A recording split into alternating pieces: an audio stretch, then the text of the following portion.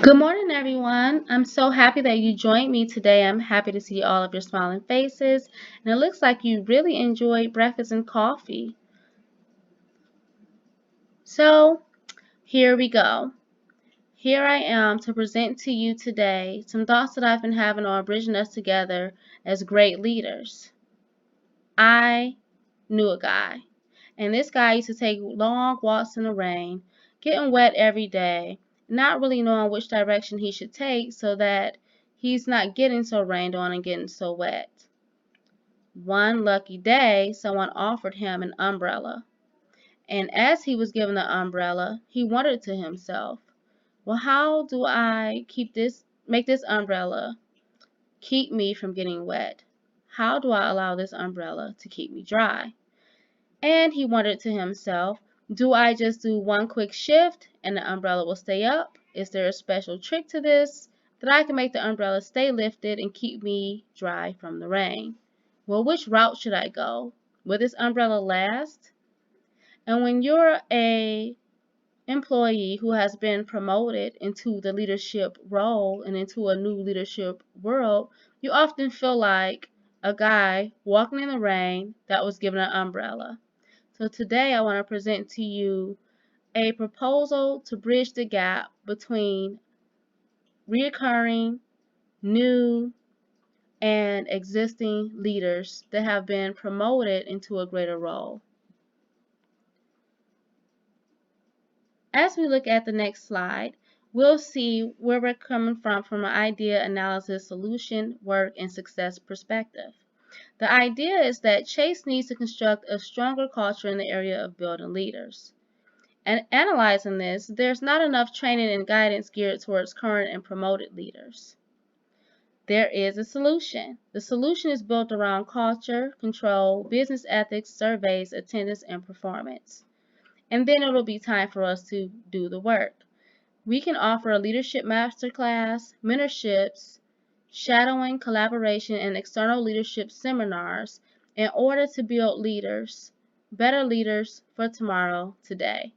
And then as we get into the success of this plan, we will process ongoing professional development that enables staff to obtain the knowledge and skills critical to implementing and embracing change. The executive summary to this, as we work together to build a more constructive and stronger culture, is that we have to start the process with the master class. By defining leadership, addressing emotional intelligence, and increasing the effectiveness of mentorship throughout the channel, we will build support around leaders that are trying to be better leaders, or at least is trying to understand what it is to actually be a great leader. We need to formulate business strategies to drive growth and improve the effectiveness of newly promoted leaders. Let's take a look at how we can begin to do this type of work. So effective resources that we already have on hand in our business systems, processes, humans, and technology is things that entitle us to long-term success and sustained competitive advantage. We need to analyze, formulate, and implement plans. We need to grab hold of our vision, purpose, and mission and understand what they are and what they mean to us as Chase, as a progressive firm. Our goals in this area include portions of business such as profitability, cost, product differentiation, diversification, corporate integration, and local or global competing. Leaders will use technology to enhance the instruction and enhance promotional achievement. These are what we want to keep at the top of our list of priorities while we build great leaders and work towards a common goal. Here's the proposed budget and exactly week-by-week instructions on how we can work together to get this done. Now, these proposals are per person, and this follows the exact blueprint of what we should do in order to build great leaders together. In week 1, we'll have an instruction-led training for 40 hours, the entire complete week. In week 2, we'll have our online leadership assessments, where learners for upcoming leaders will go in and take different assessments throughout the day, work half days to allow time for processing, thinking, taking their time, and really allowing download time to embrace what they're learning about themselves from these assessments. Also to take notes on what they may want to ask in the future. In week 3, we'll have our executive mentor shadowing, and this is following the assessments for a complete 40 hours so that learners can ask their shadowing senior executives questions that they may have taken from their assessments towards themselves, and also what makes executives so successful in their current roles. And also, learners can ask how can they be more effective in their current roles. In week 4, we have e-learning based on assessment results. This means that learners would have taken the assessments, would have shadowed with a senior leader to ask the necessary questions, and then based on where they felt their strengths were and where where they scored in their lowest, then they'll know what classes they need to take to give them strength in their strong pursuits and to grow them in the weaker areas. In week 5, the peer groups and collaborations brings the leaders together with senior management to collaborate on what's working for them, best practices, of course, and look to see what we can do to further learn within the collaboration peer groups. Week 6 for the external seminars, these will be exclusively chosen by executive management with a total of 24 hours spent for each learner to go out and learn. So we're looking at 3 full days, 3 8-hour shifts where the learners can go out externally and join workshops geared towards leadership that are also parts of seminars, and they can write down additional questions, look at themselves and do some self-evaluation, and then get with their peer groups as well as senior executives to raise questions and also to get very profound answers based on experience and knowledge from our existing leaders. Lastly, ongoing mentoring circles throughout the life of leadership role. We should start the leadership salary at $52,000. And as the learners grow into being leaders, we will look at any increase to raises or any increase to salary based on performance, tying all things built into the proposed budget of the Leadership Masterclass, Mentorship, and Assessments.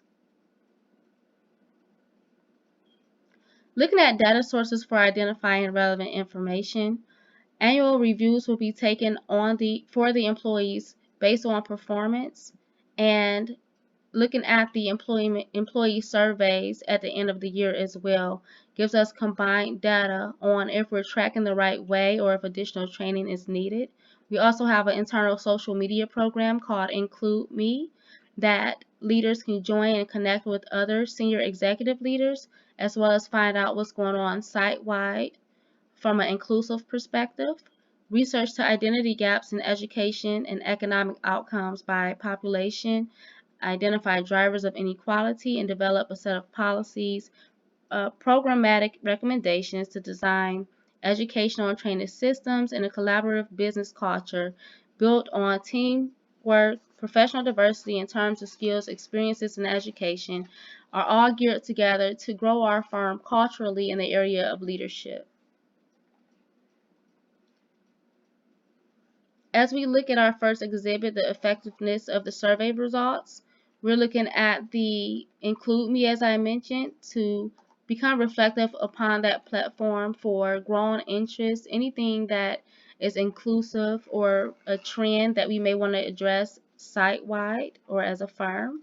And also with the business of inclusion follow-up, we'll look at our survey results to make sure that we are training in areas that are effective towards upcoming leaders. And then we'll have our sample of the employees' annual reviews that are impactful to their leadership roles as well.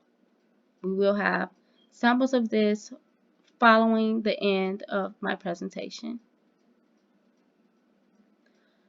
So what's the action? What is the ask? Our action plan around our challenges and opportunities include any employees from current or new roles geared towards leadership and how we would like for them to participate in the Leadership Masterclass, our Leadership Book Club topics and meeting displays for the 21 Irrefutable Laws of Leadership as it applies to Chase leadership, and our Mentoring Circle information, which will also be included.